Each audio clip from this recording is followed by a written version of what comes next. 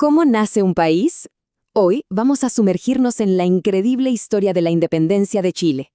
Es un viaje que va desde la lealtad a un rey lejano, pasando por una rebelión que se veía venir, hasta la lucha final por la libertad. Pero, a ver, detengámonos un momento. ¿Qué se necesita realmente para crear un país desde cero? Esa es la gran pregunta que nos va a guiar hoy, mientras desentrañamos cómo Chile luchó por encontrar su propia identidad.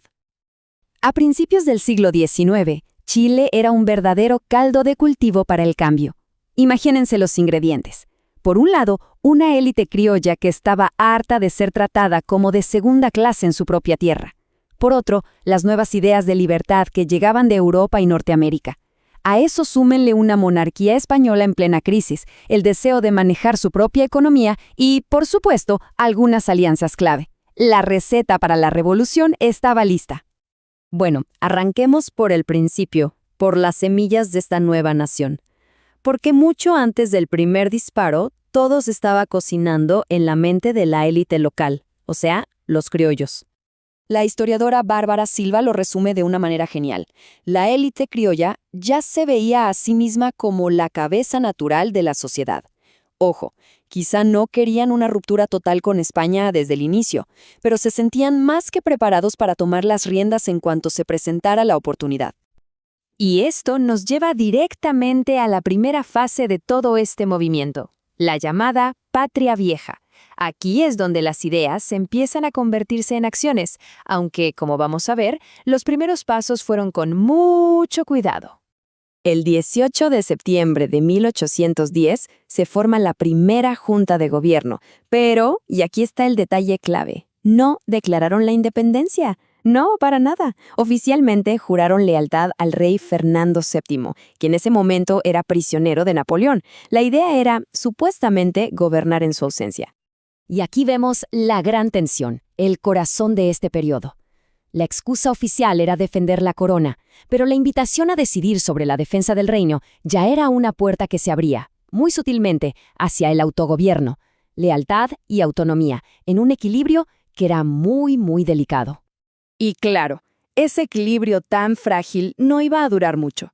Lo que empezó como una junta local para gobernar en nombre del rey escaló rapidísimo. Se eligió un Congreso Nacional que se partió en dos, moderados y radicales. Al final, los radicales, con José Miguel Carrera a la cabeza, tomaron el poder e impulsaron reformas que ya no sonaban tan leales a la corona. Y esto, por supuesto, fue como prender una alarma gigante en el virreinato del Perú. Y con esa alarma llegamos al momento más oscuro de esta historia, la Reconquista. El Imperio Español, al ver que su colonia se le iba de las manos, decide contraatacar, y con todo. En 1814, las fuerzas realistas derrotaron a los patriotas y restauraron el dominio imperial. Borraron todo de un plumazo. Todas las reformas, todos esos pequeños avances hacia la autonomía fueron anulados. Lo que vino después fue un régimen de represión durísima. Para que nos hagamos una idea de lo brutal que fue esa época, solo hay que leer este edicto del gobernador español Casimiro Marcó del Pont. Ofrecía 1,000 pesos por la captura, vivos o muertos, de los patriotas José Miguel Neira y Manuel Rodríguez. Esto ya no era un debate político, era literalmente una cacería humana. Pero la represión muchas veces tiene el efecto contrario. En lugar de apagar la llama de la libertad, la avivó. Figuras como Manuel Rodríguez se convirtieron en leyendas, liderando una resistencia clandestina y acciones de guerrilla que mantenían en jaque a los realistas y, sobre todo, mantenían vivo el espíritu de la independencia. Y es increíble, porque mientras en Chile se vivía bajo esta opresión, desde fuera, una de las mentes más brillantes de América, Simón Bolívar, escribía esto en su famosa Carta de Jamaica. Él veía a Chile como una nación destinada por naturaleza a ser una república libre y afirmaba que el espíritu de libertad jamás se ha extinguido allí. Una visión llena de esperanza, justo en el peor momento. Y esa esperanza, pues, se hizo realidad. Pasemos ahora al clímax de esta saga, la Patria Nueva, el regreso triunfal de las fuerzas patriotas y el nacimiento de una nueva república.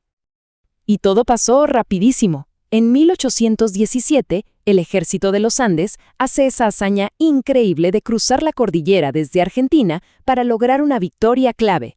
Bernardo O'Higgins es nombrado director supremo.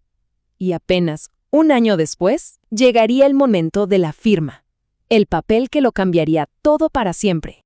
12 de febrero de 1818. Esa es la fecha.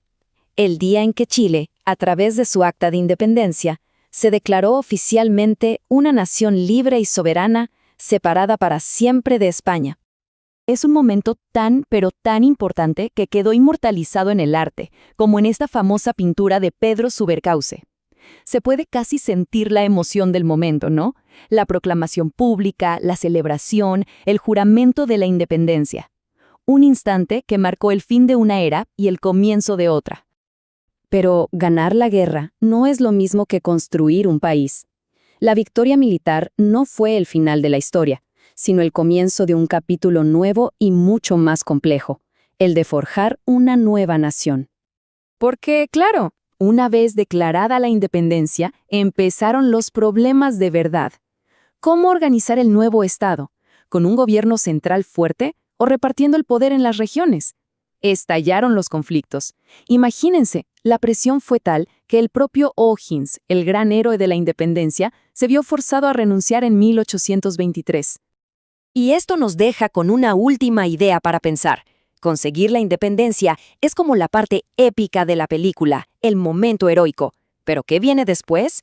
La verdadera tarea, y a menudo la más difícil, es construir una nación a partir de esa victoria. Una pregunta que Chile y tantas otras naciones han pasado los últimos 200 años intentando responder.